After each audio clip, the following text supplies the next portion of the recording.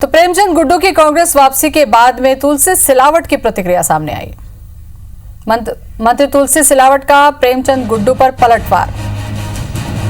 उन्होंने कहा कि मैं उनका नाम लेना भी पसंद नहीं करता और गुड्डू को सिंधिया पर बोलने के लिए दूसरा जन्म लेना पड़ेगा। सांवेर उपचुनाव में गुड्डू को मैं चुनौती नहीं मानता, कहना है तुलसी सिलावट का।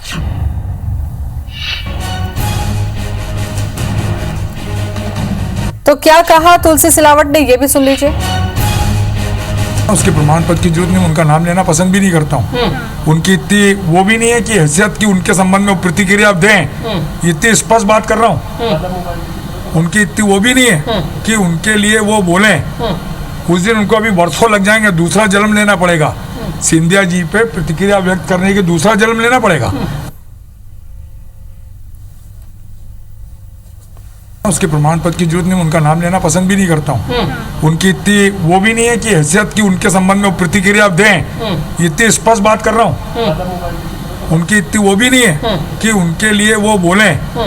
उस दिन उनको अभी वर्षों लग जाएंगे, दूसरा जन्म लेना पड़ेगा। सिंधिया जी पे प्रतिक्रिया व्यक्त करने के दूसरा जन्म लेना पड़ेगा। तो इस पर चर्चा करने के लिए के मिश्रा हमारे साथ में फोन लाइन से जुड़ रहे हैं कांग्रेस से, और रजनीश अग्रवाल होंगे बीजेपी से। के मिश्रा जी, कांग्रेस में वापसी के बाद सीधे सरकार गिराने की बात कह दी है कि उनका कहना है कि 24 में से 20 हमारे पास आने वाले हैं उपचुनाव में। बिल्कुल, मैं कोई भविष्यवेत्ता नहीं हूँ जी, मगर राजनीतिक विद्यार्थी जरूर हूँ। और मैं दृढ़ता से आपको साक्षी मानते हुए कहना चाहूंगा कि उपचुनाव के बाद मध्य प्रदेश में शिवराज सिंह सरकार नहीं होगी। सिर्फ और सिर्फ कमलनाथ जी वापस मुख्यमंत्री के बतौर इस प्रदेश में काबिज होंगे। क्या उपचुनाव को देखते हुए ही प्रेमचंद गुड्डू ने वापसी की है कि उन्हें टिकट मिल सकती है?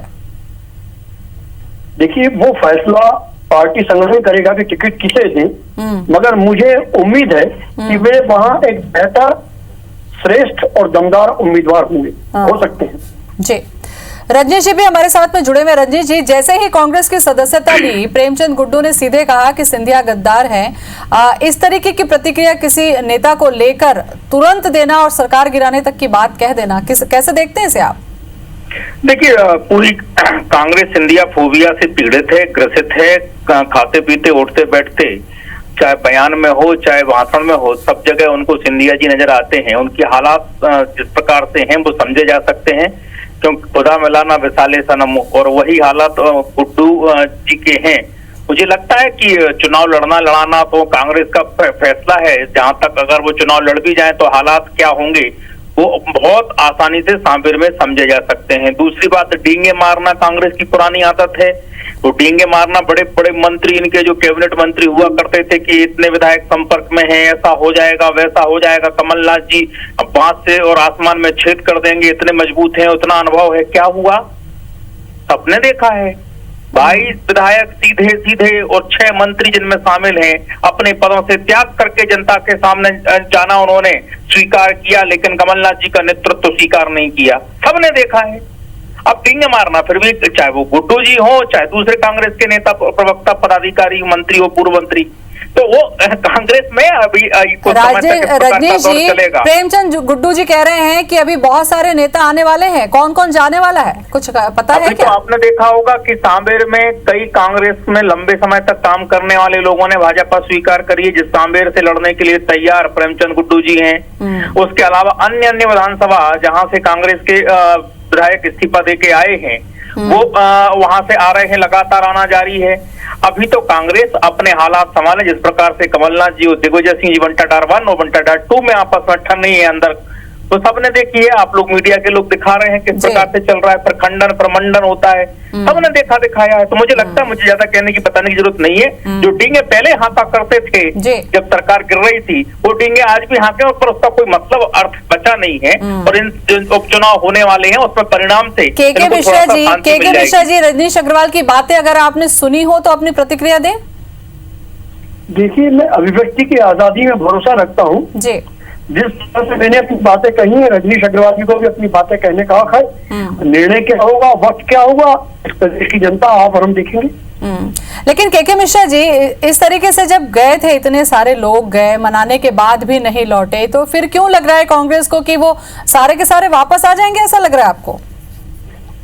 देखिए, जो अभी गद्दार बिक के गए हैं, यदि वो वापस आने की बात करेंगे तो उनके लिए मैं खुद विरोध करूंगा।